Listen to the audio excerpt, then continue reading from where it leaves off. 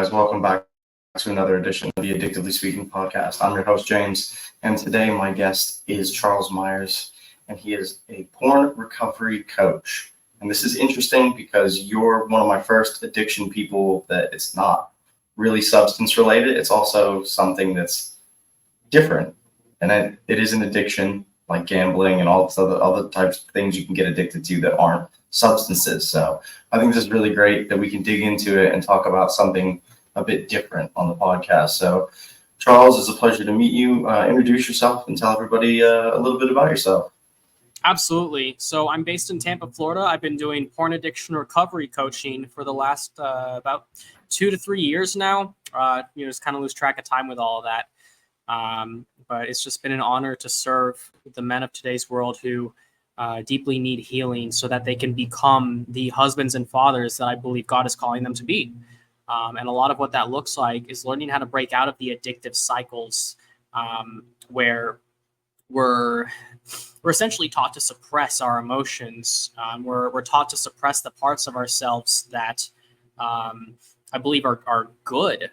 But when they get suppressed, it becomes like a ton of pain that gets bottled up, and it needs an outlet and it needs a release. And so we either suppress it further, or it eventually, it's like, you pop a screw or something, and next thing you know, you got someone who's snapping, and it's like, why does that person have anger issues?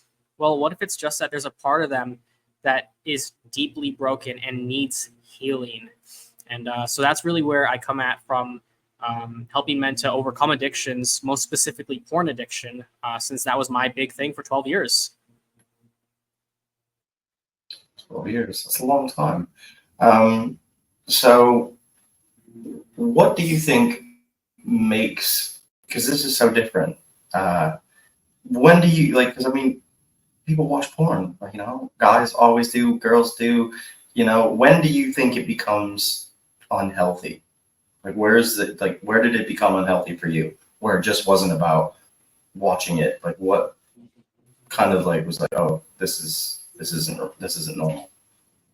So I wouldn't actually say that any amount of porn is healthy. And this, whether you can say that it comes from a religious, background, that I'd say it's not really something that you can just sort of draw the line. It's something that it's either something that you're in it or you're not, period.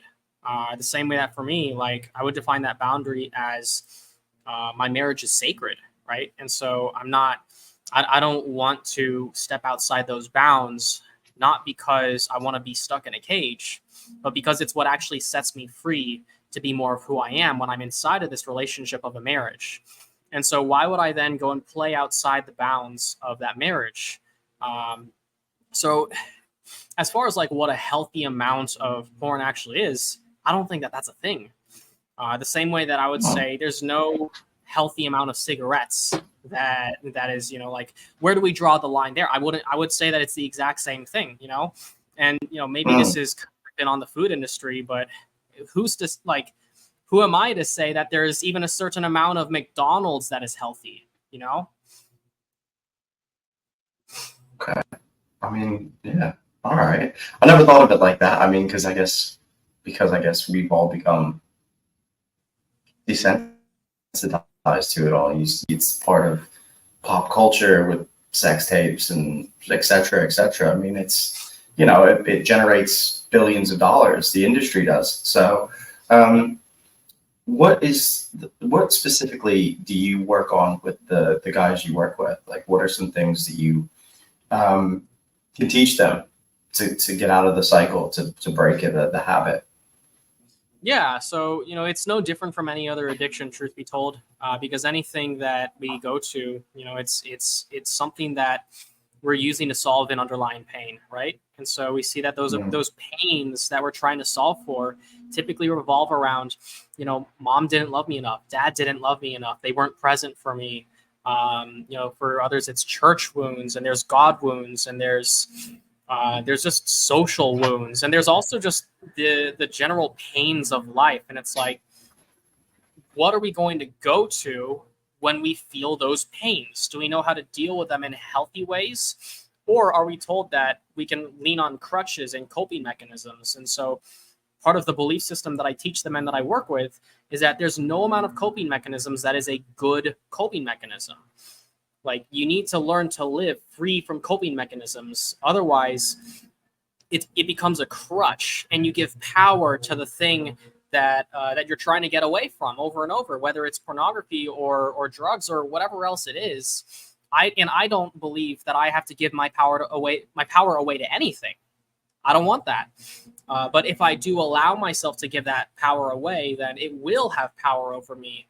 But if I simply say that this is a belief that I hold for myself, that I don't have to live with coping mechanisms and I don't have to live with crutches, then I'm going to start seeking solutions that are based in true freedom.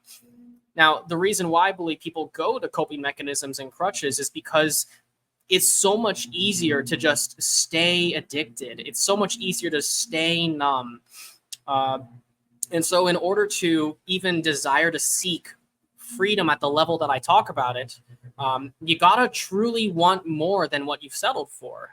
And so there is a bit of a duality there of like, well, I want more, but I don't know why I keep on staying stuck here, right? And then there's the other side of it, that I didn't know more was possible. And so I always settle for what I believe I'm capable of. And so there must be this desire, not for there's got to be a better way or a better place, but how can I become more than what I have allowed myself to become up to this point? Do I like who I am now, or do I believe that more is possible? Do I believe I can become a better person? But there's always that little nuance of, yeah, but I'm always going to struggle with this addiction or this habit that I can't be free from. And that's a lot of what the married men that I work with end up talking about is, I believed that I just had to settle for living with this porn addiction for life.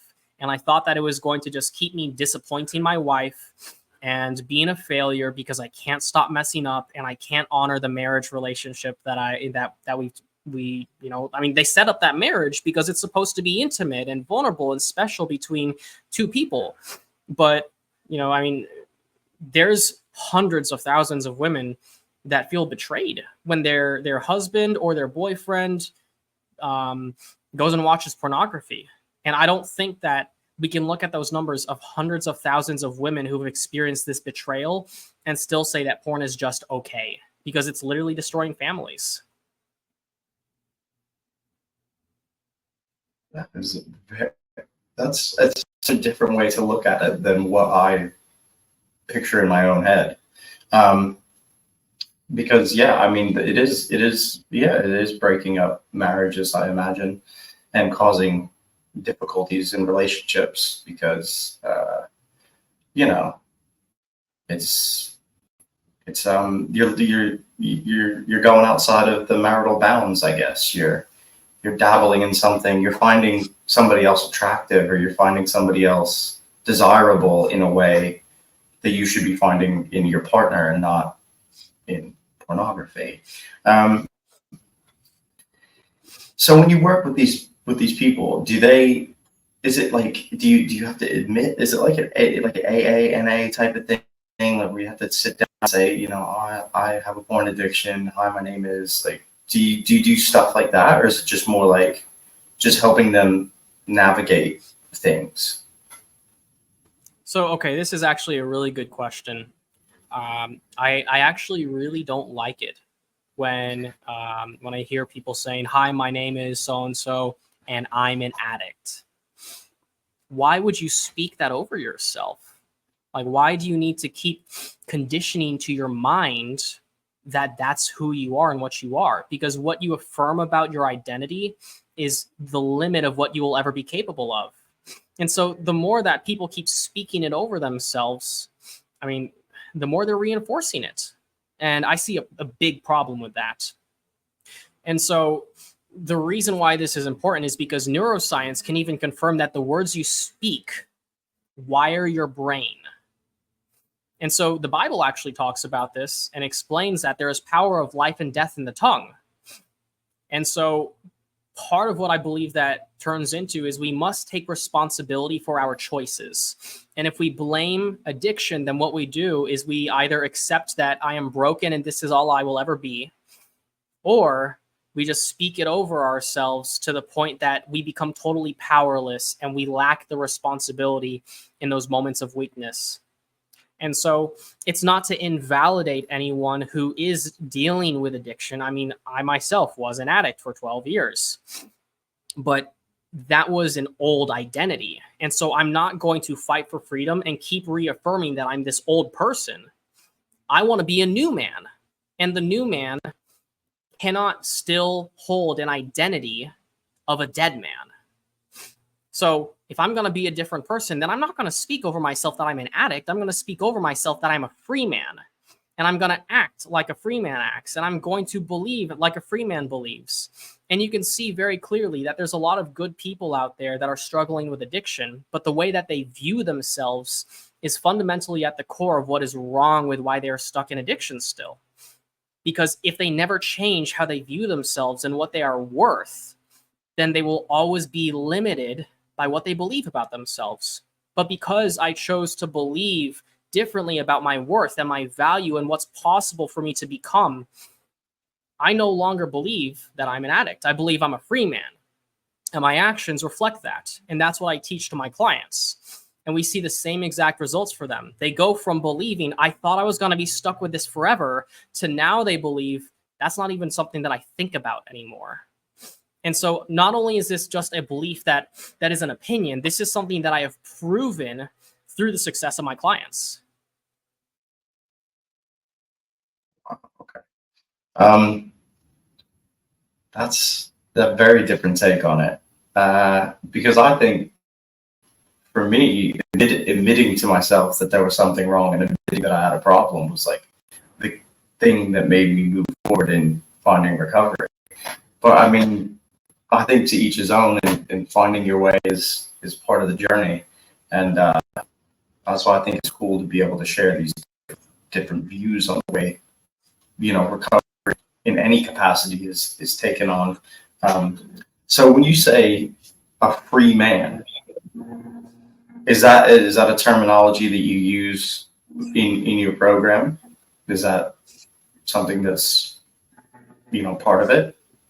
And can you explain what it is to be a free man in general? Like, what does it entail?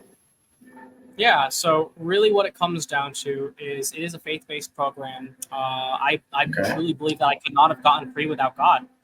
And that part of me being a free man is less about a term that I've coined, and it's more about walking in the identity of the fact that I'm responsible for every single one of my choices and the consequences of those choices.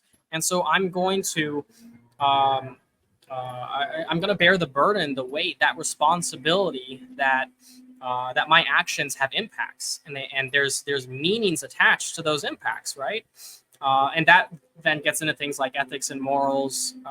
But really what it comes down to at the end of the day is that every single person takes actions according to what they believe about who they are. And so it's not anything that I've coined myself. It's that what I believe the Bible has defined for me as what it means to be a new creation is that I have free will. I no longer have to live this way. And so if I was dealing with an addiction, but I'm a new creation, then I no longer have to live according to the rules of what addiction says I need to live with. Meaning I don't need to call myself an addict because that guy is dead. I don't need to go back to an addictive habit because that guy is dead. Those belief systems that would fuel why I ended up going to addictive habits, that's in the past. That's dead and gone. And so it's not saying that I'm perfect, but what it is saying is that I've grown to become more than what I used to be. And this is honestly something that it's a journey to get to the point of recognition that there's no real thing as like addiction or freedom. They're simply taking responsibility for your actions. But I use the frameworks of addiction and freedom because they're just most commonly established with everyone around us. So I hope that makes sense. Yeah. It does. Yeah, I gotta understand what you're trying to say. Um, so with your clients, how long do you work with them? And, like how long do you run the program for? And how fast do they typically start seeing, results? So it's actually really interesting because everyone sees freedom at a different point in their journey. We don't go off of counting the days. What we go off of is like, are they responding to the same things that used to trigger them to a relapse? And so Mm. when they're able to enter back into situations and circumstances that used to challenge them, whether it's a relationship with a parent or a work situation or just a way that they feel about themselves, when they're able to go back into those things, and those things don't have a hold on them anymore. They don't have those things don't hold power over the way that that person makes decisions. That is when we start to recognize if someone is on the journey to freedom, or if they still maybe need to go around the circles of understanding, like, why am I still dealing with these same problems over and over and over? And so for everyone, it's different. Some people, they've gotten free in like as little as 15 to 30 days. And other people, it's taken 120 days. For some people, it's longer. But I'll tell you this, anyone can get freedom in a very short amount of time. The thing that stops someone is their unwillingness to take responsibility for the painful parts of their past. And whether it's something that has happened to you or something that you have done, we do not accept a victim mentality. Yes, there is a part of us that needs to grieve over the things where we were legitimately hurt, but we cannot allow those things to have control over us over a long period of time. And that's the difference, is that I'm not here to say to anyone that your pain is invalid and that what you've been through doesn't matter. It does matter, but you must be responsible for healing from it, forgiving, letting go, and moving on with life. And that's really what putting that old person to rest really looks like, so that the new man can step forth, not held back by the pains of the past and what life used to look like. And this is something that, whether you're like a religious person or a man of faith or not, the principles still hold true. And it's that you can choose to allow your past to control you and define you, or you can take responsibility for who you become and the stories that you speak over yourself and what you believe about yourself and who you are becoming. That's all your responsibility. And that's all I talk about, is that, like, I know that there's a crappy world out there, but I want to talk about you and what's going on inside. What are the things you're still running away from? What are the things that you're not acknowledging in yourself? That maybe you've had this poor self-image for a long time, and maybe we need to address that and get to the root of why that's there, so that instead of believing you're scum of the earth, maybe you can start to believe that you're actually loved and you're wanted and you're enough. And so really, it's just about helping men heal from the things that maybe it was as simple as, like, mom never loved me because she was never really loved by her parents. And so that continues down the generational lines, right? And maybe for dad, it's that he had an alcoholic dad. And then he became an angry, resentful son, but he grew up and became a father as well, but he never healed from the wounds of the past. And so he passed those anger wounds down to his son, and now we see someone who's addicted to running from the pain that he doesn't know how to deal with, because no one taught him forgiveness and no one taught him how to let go and move on with life. And really, it's just about dealing with what's going on inside, dealing with those roots, whether maybe it's a root of something that needs to be uprooted and ripped out, right? There are bad habits, and I am acknowledging that. But most of the time, what men do is we have a problem where we're a hammer and we think everything's a nail, and we think we can solve every problem with our performance. And really, the fact is that there's not only weeds in the garden, there's also parts of your soul that you're supposed to nurture and comfort, and that need time to grieve and need time to heal, because maybe that part of you as a child never felt held. And so it's really understanding when it's time to cut something off, or when it's time to just allow yourself to be present and not need to fix anything and find your worth in your performance.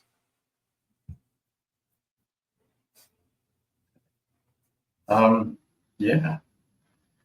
you're really speaking some stuff here, man. Like really, really talking about some stuff, like deep stuff, like things that like it does make sense, like generational stuff and things that you hold on to from childhood that might seem insignificant or that don't really that aren't huge traumatic events, but they are to you inside somewhere, right?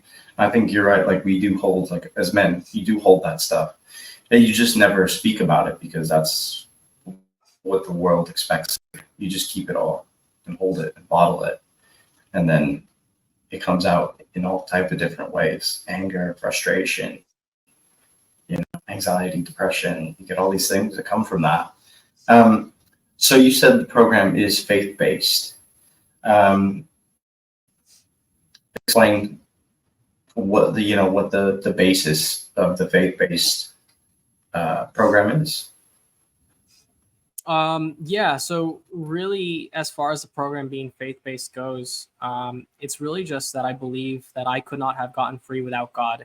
And so I believe that who I see God as is Jesus. I believe it was Jesus that he showed me how to get free. He's the one who showed me how to take responsibility for my actions. He's the one who showed me how to let go of things. And yes, I had the help of mentors to help me understand what was going on, but it was all done through the frameworks that I believe were laid out in the Bible. And so the more that I've dug into the Bible, what I found is that everything that people speak about in personal development and self-help was actually already given to us as answers in the Bible. And so I use the Bible as the foundation for everything that we do.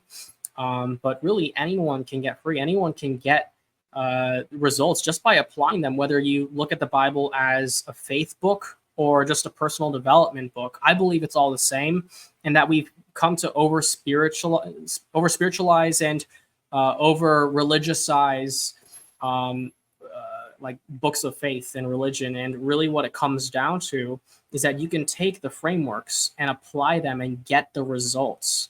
Now, I do believe at the same time that Jesus is the only way, but that most of the time what happens is we interpret religious books and faith and scriptures so spiritually to the point that we fall into the patterns that the Bible actually lays out as what puts people in chains of things like addiction, even though that's what I believe that Jesus came here to set us free from. And so the reason why we end up going into those religious chains, or just chains of habits and lifestyles and behaviors that we don't want, is because we're choosing to believe things about ourselves that are not true. And those things are always negative, right? Because no one who really loves themselves is going to do something to hurt themselves. Yet a lot of what we see that has been pushed through like the early church days was that there's this punisher God who is bringing hellfire down on you if you don't worship him. And that's honestly just not the Bible that I've come to see. That's not how I've come to interpret it. And the reason why I can back up how my interpretation is maybe just a little bit more accurate is because I apply what I've learned and I see the results and I see the fruit. And what I see is a really good God who came to give us answers. And the reason this isn't a program is because this is just me taking what I've learned and what I've researched, and I've put it into a ton of different processes that are going to help someone get an accelerated result of freedom compared to trying to put all this stuff together for themselves. So I've already done the heavy lifting for them to understand this is what you need to do to walk in freedom and to become the best version of yourself and to live the life that you want to live. And I believe that it's something that books like the Bible actually say are a really good thing.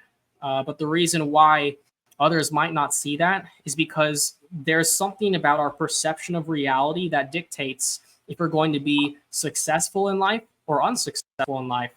And so, again, kind of tying this back to personal responsibility and being responsible for our actions, our decisions, and all those things, that also includes being responsible for what I believe about who I am. And so that's where my faith is based out of, is in God says that I'm his child, that I'm a co-creator, that I'm a co-heir with Christ. He says that I am a new creation inside of him.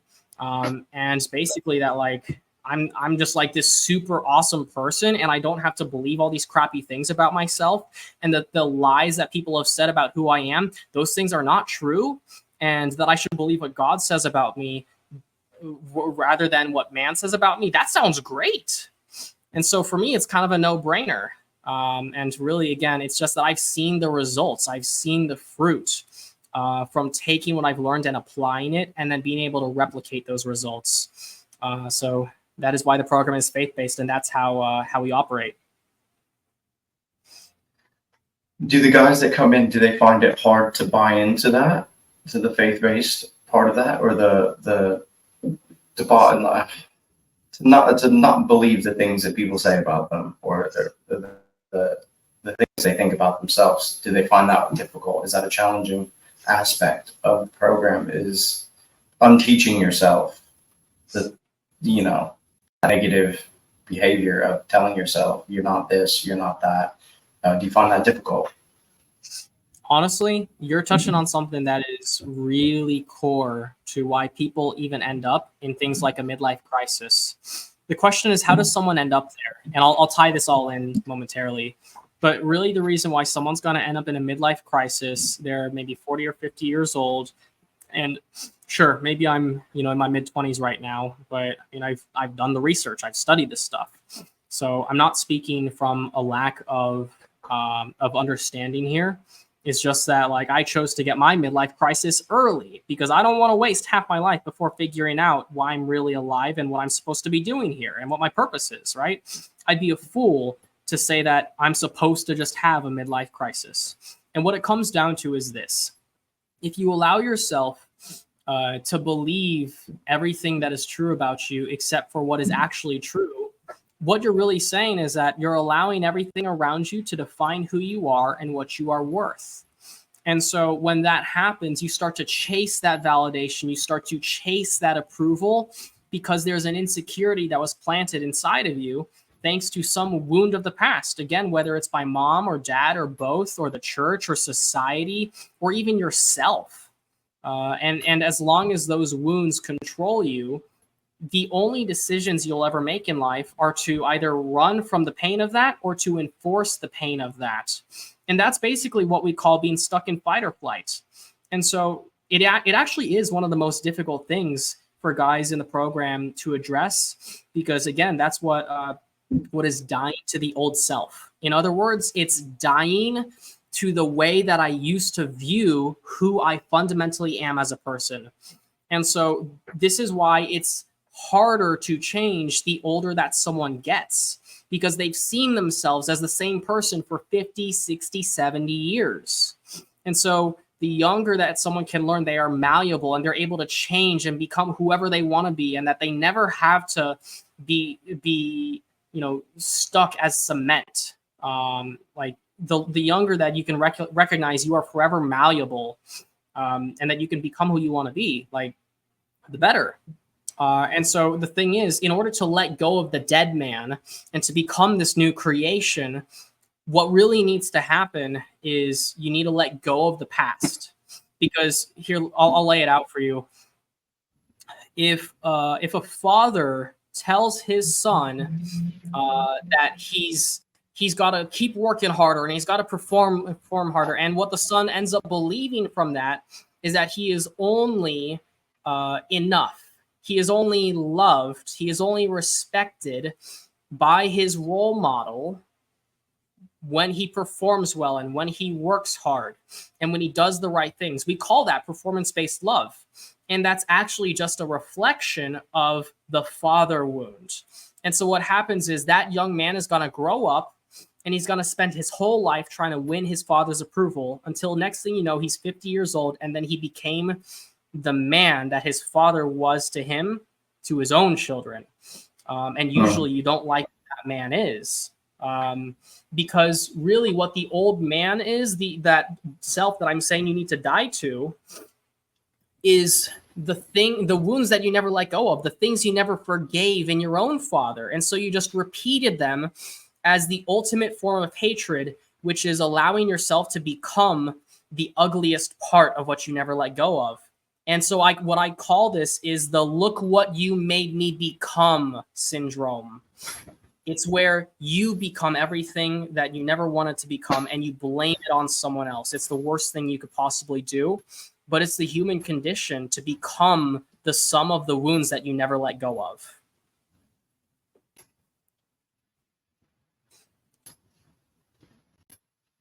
Yeah. Yeah. I mean, that's powerful. I mean, and it's, for the most part, true to an extent. You do become the things that you, I know now as a father, I do things that my dad did, because that's what I saw. It's what I learned. It's the behaviors I saw. So I repeat the cycle. Now they'll repeat the cycle, and then so forth and so on.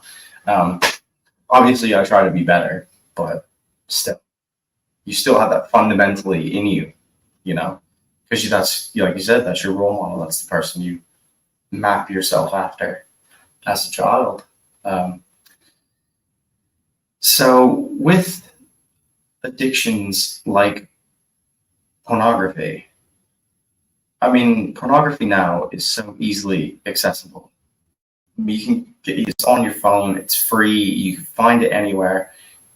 Does that pose a massive challenge when people are trying to get away from that type of thing? Because, your phone is with you all the time.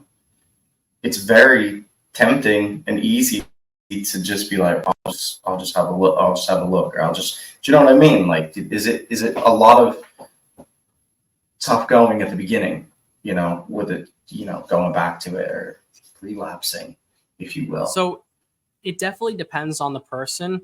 For some guys, they've got a lot more of a compulsive nature than others because of the severity of the wounds they're dealing with. And so if you are someone who's got a pretty good head on your shoulders, then you're probably going to get free from the addiction a lot faster. But if you're kind of more of a chaotic type, and I was a chaotic type, it's going to be a lot more difficult. And that's why it took me 12 years, is because I was so stuck in survival mode. I had blinders up all the time. I wasn't listening to anyone about what to do, and I wasn't getting help. And I had to decide for myself, without anyone's help, that it was time to make a change. And it's interesting because I hit multiple rock bottoms, and this is pretty common in addiction. We always say the last time is the last time, until you find yourself at another rock bottom, and then another one, and then another one. And so, it really is different from person to person. But it just depends. Like, are you willing to submit your life to change? Are you willing to live for something greater than what you're settling for right now, whatever the drug or substance or addiction is, whether it's pornography or food or video games or drugs? Again, it doesn't matter what it is. To me, it's all the same. It's that there is something outside of myself that is solving a pain that I have the ability to solve, because that's what God says that I have the capability of accomplishing. But I can only do it through faith and trust in Him, that I am more than what I have accepted about who I am and what I am worth and what I am capable of. And so, it's going to be a lot easier for someone who believes he's a son of God to get free from bad habits and behaviors than someone who believes they're scum of the earth or just a crappy person. And that if they've been told their entire lives that they're good for nothing and that they have no value, they're probably not going to think of themselves very highly or like they're capable of anything. And I know that there's a lot of younger generations today that have been told that they're never going to amount to anything. And we have adults today that look down on this internet generation. But I mean, why would you ever look down on the people who are your legacy?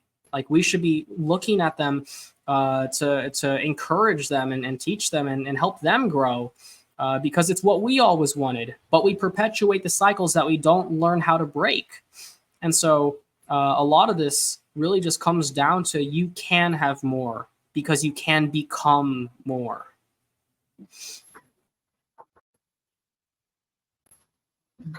Yeah. When you were going through your struggles with porn, did people know, or did you hide it quite well?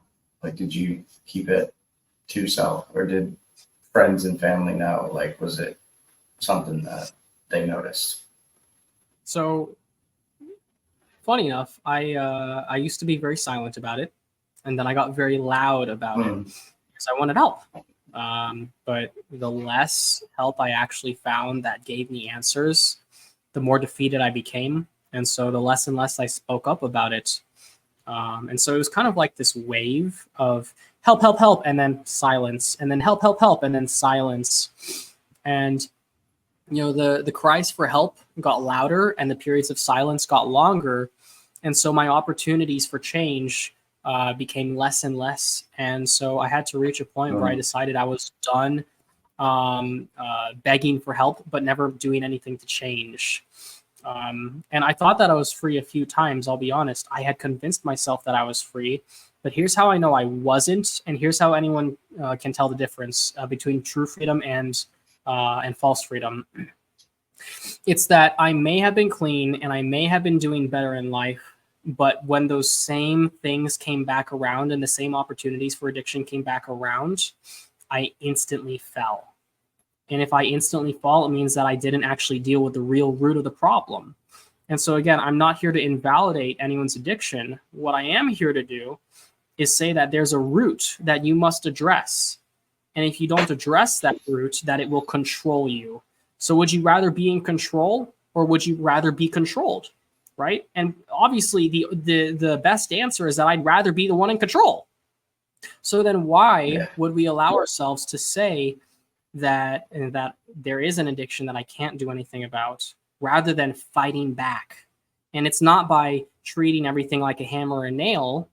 It's by looking at the things that you don't want to look at and learning how to reconcile with them so that you don't have to be controlled by them anymore. And that's where I find healing comes from, and it's available to anyone. And really, this is actually the same thing that happens with a lot of husbands who get married and they're still watching pornography. Is they confess and they confess and they confess, and then they maybe get free for a little bit, and then maybe they get accountability, and then they get porn blockers, and they try all of these things. In fact, I just got off the phone with a client earlier who said that he really doesn't want to go back on social media because of all the hypersexual content out there. And here's the thing. Do you ever get in your car and accidentally end up at next to a prostitute? Do you ever accidentally end up at a gentleman's club? Of course not. No. If you're not an alcoholic, are you going to accidentally end up at the liquor store? This isn't a thing. So then why do the rules suddenly change when it's on our phone? You see, I love personal development and I love to grow and I love to change because now I know that I can. And so that is what my social media is full of. And I love using social media to connect with new friends and to create new business partnerships as well. But for guys that are scared of social media, that would be like me saying I'm scared of driving in a car because I might end up at a gentleman's club. And that just doesn't happen. So what you don't need on your phone is porn blockers, the same way that on the road, it's not like you can have construction crews putting up bumpers to stop you from going to some place you don't want to go. The rules don't change. It's just a lack of responsibility because it's all on a phone screen versus in real life. And so when we had this conversation, what we came to the bottom of was this realization that he had not taken responsibility. And so it came down to the fact that he was tired of confessing to his wife that he was relapsing, and he felt so much shame and guilt, and he wanted to be free from that. And so a lot of what we work on is getting free from the shame and guilt so that you no longer have to be controlled by a relapse, and instead you can stop saying I relapsed, and instead you can start asking, what happened that led me to a relapse. And when you deal with that instead, the relapse never happens.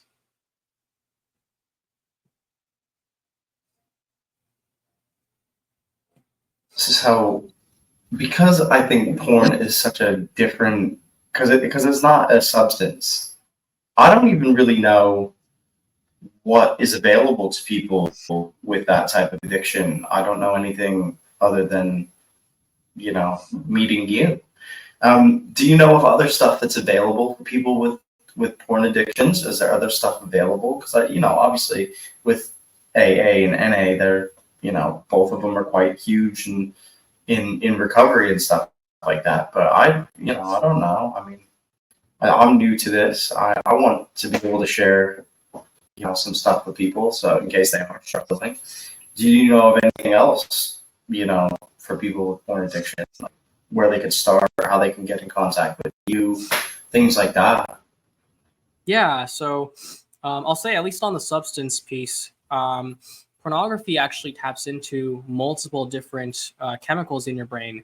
It taps into dopamine, which is the biggest one. It also taps into oxytocin and serotonin, adrenaline, and like it taps into all these chemicals going on inside of you. And so it's really easy to mask it. But when you get into the science of how pornography actually impacts your brain, it does the exact same things as drugs. And with dopamine, what happens is the amount of dopamine receptors that you have in your brain start to grow, and you get more dopamine receptors because you need all of those receptors to capture the massive amounts of dopamine release. But then what happens is that you go back to regular life, and now life is a little dull and things are a little depressing, and the little moments don't hit the same. So you need more exciting and more exciting and more exciting things. And so this is where porn can get really twisted and really dark. And so you start looking at more gruesome things. A lot of people are disgusted by their search histories. I'm sure anyone can imagine the things that you don't want to think about. Yeah, they're out there online, and people are looking them up, and it is the people next door that you don't want to see or know those things that go on in your neighbor's head. And for some of you, it's even family members. And so it's a problem that is very, very real, but it is not something that is talked about, I'd say, for one, because the amount of shame around it. And so the resources available are also scarce. So we have things like sex addiction recovery and other things like that. But unfortunately, and I say this carefully, but I will be honest about it. Unfortunately, most of the healing and recovery has been left up to churches and religions that understand that part of recovery from any sort of addiction is learning how to fill that God void with God and not with the things of the world. And so I believe that pornography is most dangerous because it's the only drug that exists from inside of you. But then you can externalize responsibility for the addiction onto something as simple as your phone. And so you blame the phone and you blame the hypersexual music, but you never change the music you're listening to. And you can blame the movies, but you never change the movies you watch. And you can blame TV, but you never change the channel. And, it's really like, are you going to spend your whole life allowing everything around you to be responsible for what's going on in your brain, or do you want to take responsibility and make some changes? And so again, there is some things like sex therapists and sexual addiction recovery, but the resources are not vast enough for people to understand the weight of the problem. And like we haven't even cracked into anything like how pornography is directly connected to things like pedophilia, human trafficking, or some of the weirder things that people don't like to talk about. So, we can save that for later. But I mean, it really extends deeper than we could imagine. So like if someone does want to get help. Well, yeah, because I've had. Yeah. Go ahead. Yeah, I do imagine that, like you said, like the darker side of it, people look up child porn, all that type of really dark stuff. And like you said, they're sometimes like the people that live next door to you and you have no idea, and that's how the pedophiles start. They start with that and then they, build their way out and start doing, what they're watching or what they're seeing, you know, and start acting out the things that they want to do. So it's dangerous. That's a very slippery slope with that kind of stuff. You know, even though it's like super illegal, but they still, they're what do they make? You know, you hear of these like what are they like groups, and they trade it like trading cards with each other. You know, sending it, you know, on dark web to like, you know, specific people and places, and that's quite scary if you think about it. People doing stuff like that. Yeah, You never know. You never know that they're living next door to you. Like, especially if you think about it, like, nobody ever wants to go on Google and type in sex offenders near me. No one ever wants to do that. But I guarantee you, it scared the living daylights out of most people. Could you imagine? And so, really, like, it's something that no one wants to say. Well, you're telling me that I'm going to become a pedophile one day, and I just don't buy that. I've got a wife. I've got kids. Yeah, I'm not saying that you are, but you don't know that about your neighbor. You don't know that about your kids, like, because, like, and it's and that's a tough thing to say to some people, but really it just comes down to that simple fact that, like, everyone has a different moral compass. No matter how much you try and, like, sculpt someone into becoming the best person, each person must be responsible for his or her own actions and the consequences of those actions.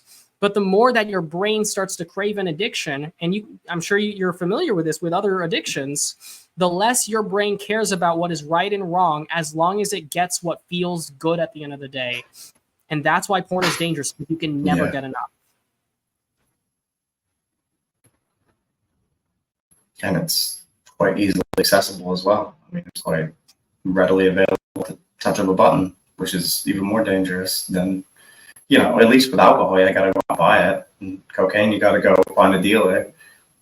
Not with porn. www. Whatever. Boom. Come right up to you. Yeah.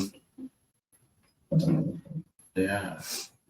So it's really interesting because even a lot of former porn stars are now speaking out about the challenges of the industry and how abusive and dark it really is. And so it goes far beyond just getting it off every now and then. I mean, it destroys marriages, it kills your brain, it destroys the next generation. The people involved are even, like, killing themselves over this. We're talking actual porn stars kill themselves over this. We're talking to people who review the videos before they get posted onto these porn sites. They wake up in the middle of the night talking about having panic attacks. Like, this is good for nobody, and yet it's free. But what people don't realize is that you pay with your soul, and you pay with the consequences of the ripple effect of every time you press play. And so it really does go deep. But for anyone, and I forgot to answer your question earlier, for anyone that does want help with this, they can always reach out to me, of course, Freedom Worker Charles on Instagram or Facebook. I know we've probably gone over time, but it's a subject I could talk about all day. So It's fine. Yeah, it's absolutely fine. I think getting more information is better for the people, isn't it? Yeah, absolutely. And I mean, like, really, my goal is that I want to see fathers become the present fathers that their children need, so that they can leave a legacy that is beautiful, and it is bright, and it's leaving the world better than we found it. But we can't do that as husbands and fathers if we're not becoming the best version of ourselves, and if we're allowing things like pornography to destroy our society.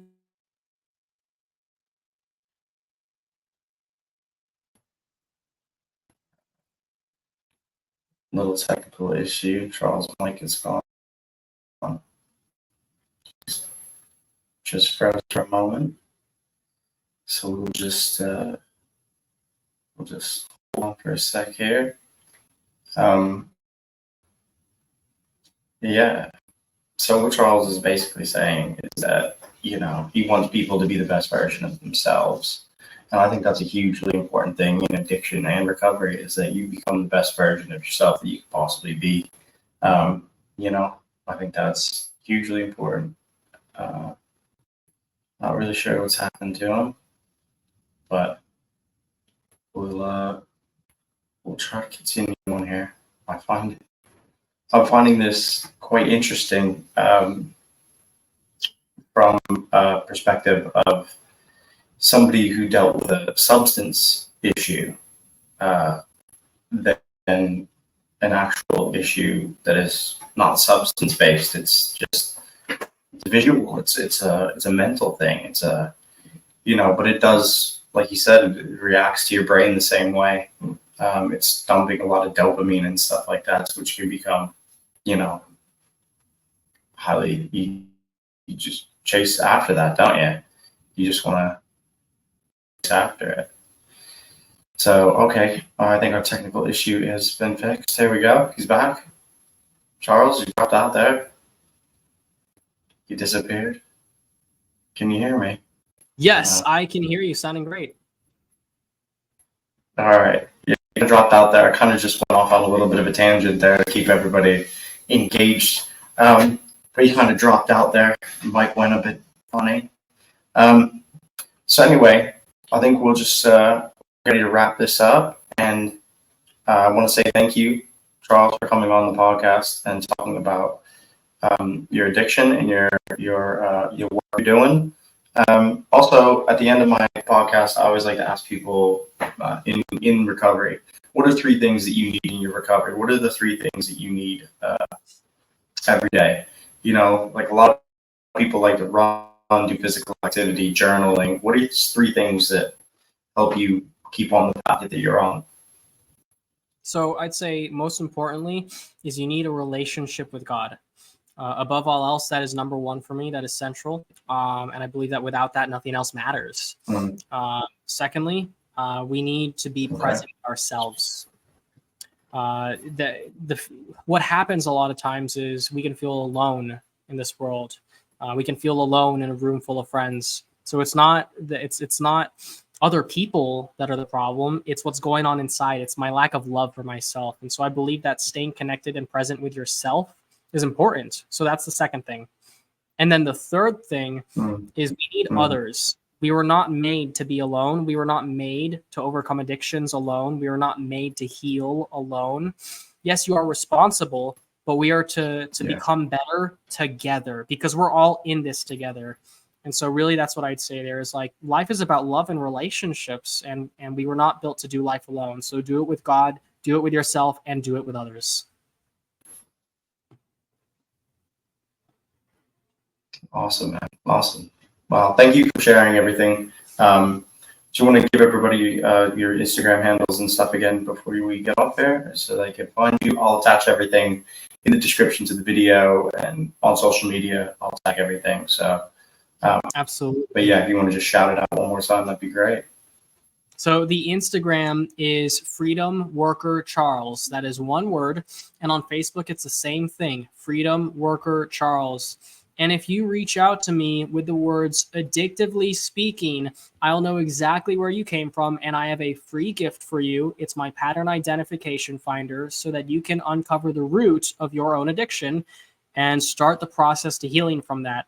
So if that's something you want, send me the words addictively speaking. I'll know exactly where you came from. And I'll be sure to let James know. Thank you for having me on. Awesome. Hey, man, thank you for being on. I appreciate you taking your time. I know that we had to reschedule this a couple different times, but I'm really glad that we got it done because I think it's super important that we share, all journeys, all addictions, all recovery stories. I think it's all super important. So thank you so much, man.